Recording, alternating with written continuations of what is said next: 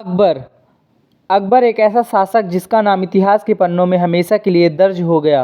अकबर के बारे में जाने तो उसकी बहुत सी खूबियाँ और बहुत सी कमियाँ थीं। यह कहना गलत नहीं होगा कि अकबर ने अपने साम्राज्य को बहुत अधिक सुधारा और उसे बढ़ाया था। अकबर की गणना विश्व के महानतम सम्राटों में की गई है। अकबर का जीवन क्रम। अकबर का जन्म सिंध अमरकोट या उमरकोट नामक स्थान पर 15 अक्टूबर 1542 को हुआ था। उसकी मां का नाम हमीदा बानो बेगम था। हमीदा बानो हिंदाल के गुरु अली अकबर जामी की पुत्री थी। हिंदौल की मर्जी के खिलाफ हुमायूं ने 21 अगस्त 1541 को हमीदा बानो से विवाह किया। ये हुमायूं के भटकने और संघर्ष के दिन थे। जब अकबर का जन्म हुआ उस समय हुमायूं का परिवार अमरकोट के राणा बीरसाल के संरक्षण में था। अमरकोट के किले में ही अकबर का जन्म हुआ था। जब हुमायूं फारस में था तब नवजात अकबर गांधार में अपने चाचा अस्करी की संरक्षण में था। 1545 में जब कांधार के साथ काबुल पर भी हुमायूं का अधिकार हो गया तब कुछ समय 3 वर्षीय अकबर को अपने पिता का स्नेह मिल सका। इसी समय उसका नाम जलालुद्दीन मुहम्मद अकबर रखा गया। 5 वर्ष की उम्र के बाद अकबर हमेशा हुमायूं के साथ ही रहा। बैरम खां को अकबर का संरक्षक नियुक्त किया गया। शेर शाह के निर्मल उत्तराधिकारियों को पराजित कर हुमायूं एक बार फिर दिल्ली की राजगद्दी पर बैठ सका। हुमायूं की आकस्मिक मृत्यु के बाद 14 फरवरी 1556 को कालन और पंजाब के एक बाग में ईंटों के चबूतरे पर अकबर का राज्याभिषेक किया गया। राज्यारोहण के समय अकबर की उम्र महज 13 वर्ष 4 माह की थी। 1556 से 1560 तक का काल। बैरम खान ने न केवल हुमायूं को भारत की पुनर्विजय में पूरी मदद की अपितु प्रारंभिक वर्षों में अकबर की स्थिति सुदृढ़ करने में का भी श्रेय उसी को जाता है। अकबर के राज्यारोहण के समय मुगल सल्तनत पंजाब, आगरा और दिल्ली तक ही सीमित थी। इस काल की सबसे प्रसिद्ध घटना पानीपत का द्वितीय युद्ध है। यह युद्ध अकबर की सेनाओं तथा आदिल शाह के वजीर और सेनापति हेमचंद्र हेमू के बीच 5 नवंबर 1556 को पानीपत में हुआ था। हेमू की आंख में तीर लगने से वह जीतते हुए भी हार गया।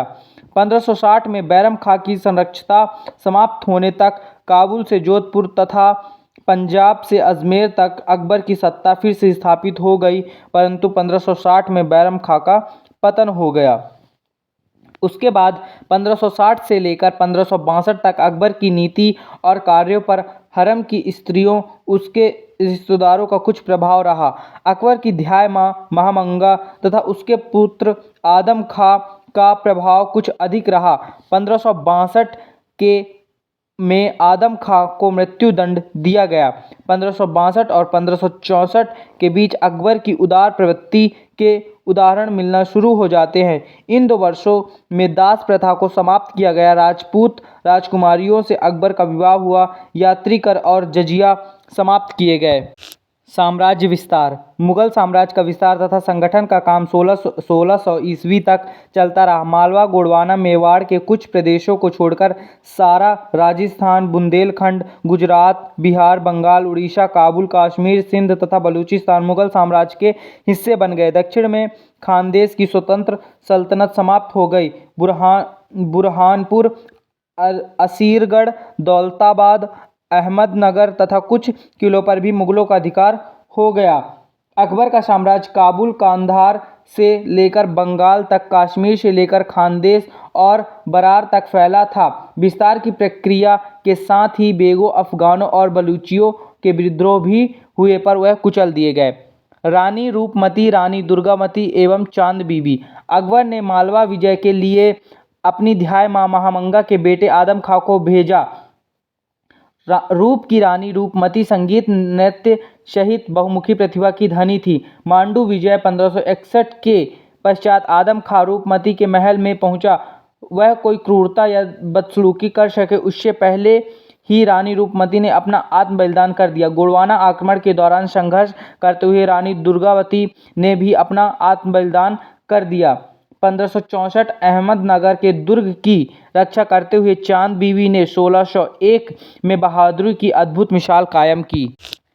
अकबर के सिंहासन पर बैठते ही मुगलों की धार्मिक नीति में एक नए युग का प्रारंभ हुआ। वह बहुत ही उदार तथा व्यापक दृष्टिकोण वाला शासक था। व्यक्तिगत रूप से वह अपने धर्म का पक्का अनुयायी था, परंतु उसने धर्म संकीर्णता कतई नहीं थी। अकबर ने इस बात को भलीभांति समझ लिया था कि बिना बहुसंख्यक हिंदुओं की सद्भावना और सहयोग के साम्राज्य में स्थायित्व, शांति और सुदृढ़ता कायम नहीं हो सकती। अकबर ने जिस धार्मिक नीति का अनुसरण किया उसे कुल मिलाकर सुलहकुल नीति कहा जा सकता है।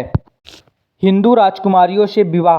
1542 ईस्वी में अजमेर से लौटते हुए अकबर का विवाह आमेर, जयपुर के राजा भारमल की पुत्री से हो गया, जिनका नाम जोधाबाई था। इसके पहले भी सल्तनत काल में कुछ मुस्लिम सुल्तानों या सामंतों ने हिंदू कन्याओं से विवाह किए, तब ऐसा करने पर उन्हें मजबूर किया गया था, किंतु अकबर का यह वैवाहिक संबंध दोनों की राजी खुशी से संपन्न हुआ था। इस विवाह से राजपूतों और आम हिंदुओं के प्रति सहिष्णुता और मैत्री की नई नीति का आरंभ हुआ। 1570 से 71 में जैसलमेर और बीकानेर के राज परिवारों की कन्याओं का विवाह भी अकबर के साथ हुआ। धार्मिक स्वतंत्रता। अकबर ने धर्म को राजनीति से अलग रखा। उसके शासनकाल में सभी धर्मों के लोगों को अपने धर्म का पालन, पूजा पाठ तथा धर्म स्थल बनाने की पूरी स्वतंत्रता थी। अकबर ने नए हिंदू मंदिरों को बनवाने की अनुमति दी। फलस्वरूप अनेक नए हिंदू मंदिरों का निर्माण संभव हो सका। ईसाइयों को भी आगरा, लाहौर और ठट्टा आदि स्थानों पर गिरजाघर बनवाने की इजाज़त दे दी गई। शियाओं को भी धार्मिक स्वतंत्रता प्राप्त थी। अकबर की धार्मिक नीति और विचारों के विकास का चरमोत्कर्ष था। अकबर ने 1582 में दीन-ए-इलाही या तौहीद-ए-इलाही की स्थापना की, जिसका अर्थ था सभी लोगों को एक ही धर्म का पालन करना चाहिए। अकबर ने कई युद्ध लड़े तथा उसमें विजय प्राप्त की। अकबर ने राजपूत राज्यों से या तो वैवाहिक संबंध स्थापित कर लिए या उन्हें अपने राज्य में मिला लिया, या युद्ध करके। 1571 तक राजपूताना में मेवाड़ के कुछ हिस्सों को छोड़कर सभी राजपूत राजा और क्षेत्र अकबर के सामने नतमस्तक हो चुके थे।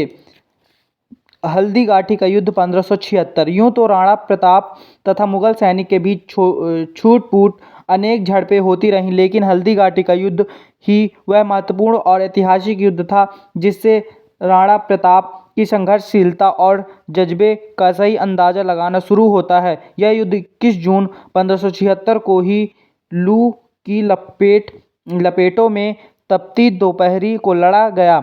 हल्दीघाटी का दर्रा इतना तंग था कि एक साथ 2 घुड़सवारों का एक साथ चलना संभव भी नहीं था। हल्दीघाटी के बाद मेवाड़ की स्वतंत्रता को बनाए रखने के लिए राणा प्रताप ने जिस अटूट धैर्य और असीम आत्मविश्वास का परिचय दिया, उसका कोई सानी नहीं है। 25 वर्ष के लंबे और बलिदानी स्वतंत्रता संघर्ष के बाद 1897 में राणा प्रताप ने अपने मिशन की बागडोर अपने पुत्र अमर सिंह को सौंपकर वीर गति प्राप्त की। अकबर का जीवन बहुत ही संघर्षों भरा रहा है। अकबर एक अच्छा शासक था, परंतु कहीं न कहीं उसमें बुराइयां भी थीं। 1605 ईस्वी में अकबर की मृत्यु हो गई। उस समय उसकी उम्र महज 63 वर्ष से कुछ अधिक थी। उसने करीब 50 वर्षों तक शासन किया। अकबर का नाम इतिहास के पन्नों में दर्ज हो गया।